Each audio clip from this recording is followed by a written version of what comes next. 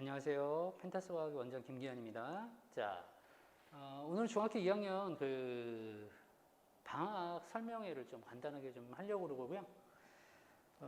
입시에 대한 간단한 거는 제가 따로 올렸거든요. 그거 먼저 보세요. 그거 먼저 보시고 나서 이제 방학 때 그럼 우리 친구는 어떻게 할까는 나중에 지금 보셔야 돼요. 그러니까 먼저 꼭 입시를 보세요. 가급적이면 그걸 먼저 보시고 그 다음에 중학교 2학년 때 어떻게 교과를 갖다가 선택을 할 건가 생각해 주시면 돼요.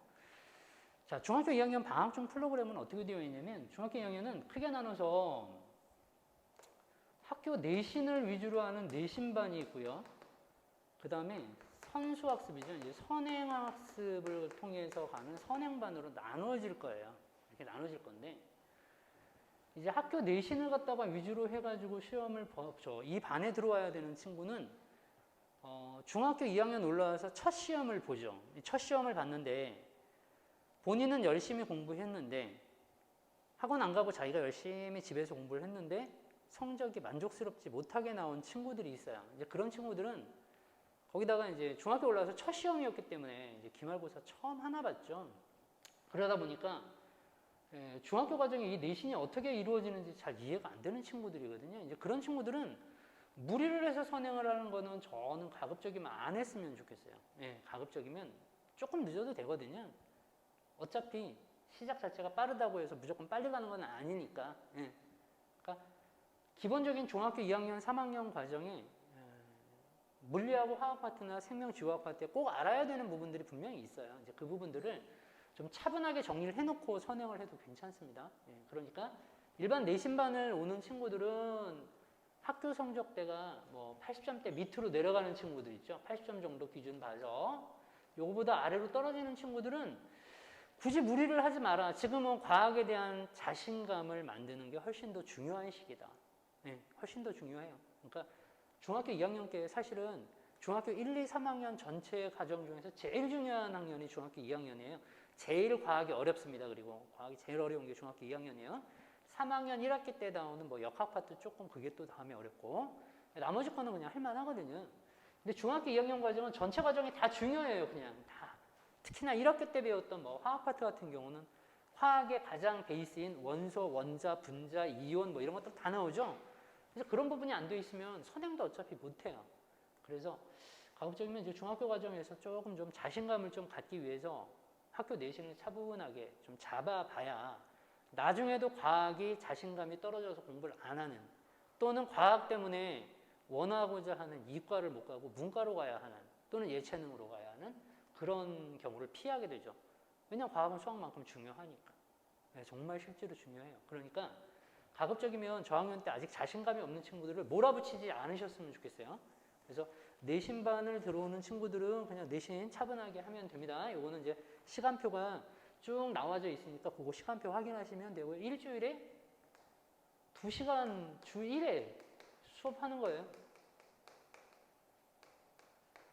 2시간 주 1회 수업하는 거기 때문에 이 과학 때문에 시간 많이 안 뺏겨요. 계속 꾸준히 다니면서 조금 좀 과학에 자신감을 불어 넣어 주시면 제가 보기엔 중학교 3학년 한 2학기 정도 되면 당연히 이제 선행 과정 뽑아 나갈 거고 모든 과정이 다 그렇거든요. 그때부터 빨리빨리 준비를 하면 되니까 너무 걱정하지 마시고 애들 한다고 따라서 막 선행반 가면 안 돼요. 자, 여긴 그렇고 그 다음에 이제 선행 수업을 하는 친구는 보통 학교에서 이제 90점대 이상이 나오고 있는 친구들이죠. 과학에 대한 자신감은 어느 정도 있어요. 자기가 실수를 해서 틀렸지 웬만하면 뭐 이 정도는 맞을 수 있어요. 학교 시험이 그렇게 많이 어렵지 않으니까. 그죠? 많이 안 어렵죠? 잘 볼 수 있단 말이에요. 근데 이제 저점수가 안 나온 친구들은 뭔가 실수가 많거나 제대로 공부를 안 했거나 한 친구들인 거예요. 근데 이제 90점대 이상이 나온다. 그러면 이 친구들은 일단 방법이 두 가지가 있어요.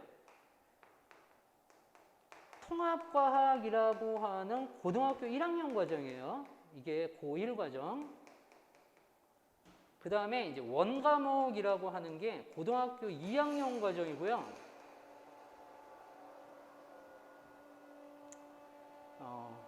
고등학교 2학년 과정이에요. 갑자기 에어컨 물이 빠지느라고 깜짝 놀랐네. 자, 이거 원과목이라고 그래요. 고2 때 배우는 거죠. 이게 이제 수능 강좌예요. 이건 수능 강좌. 준비하는 건데, 일부 학원들에서 보면 이 원과목을 먼저 시키고 통합과학은 나중에 하세요 이렇게 얘기하거든요.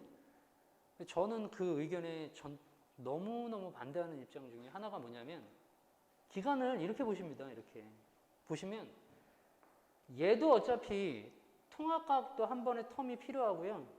원과목도 텀이 한 번은 필요하다고 치면 얘하고 얘하고 비교해보면 얘가 당연히 어렵겠죠. 이거 수능 보는 거니까 훨씬 더 어렵죠. 이거 원과목에서 뽑아 만든 거거든요. 통합과학은. 그러니까 일단은 고등학교 1학년 때 배우는 통합과학을 먼저 배우는 게 맞지. 얘를 갖다가 원과목을 뒤로 배우고 물원, 화원 얘기하는 거예요. 이렇게 배워야 맞지. 아니 원과목을 먼저 하고 나중에 통합을 갖다가 하면 이거 공부할 때부터 벽에 많이 부딪히거든요. 엄청나게 부딪혀요. 굳이 원과목을 먼저 시키지 마세요.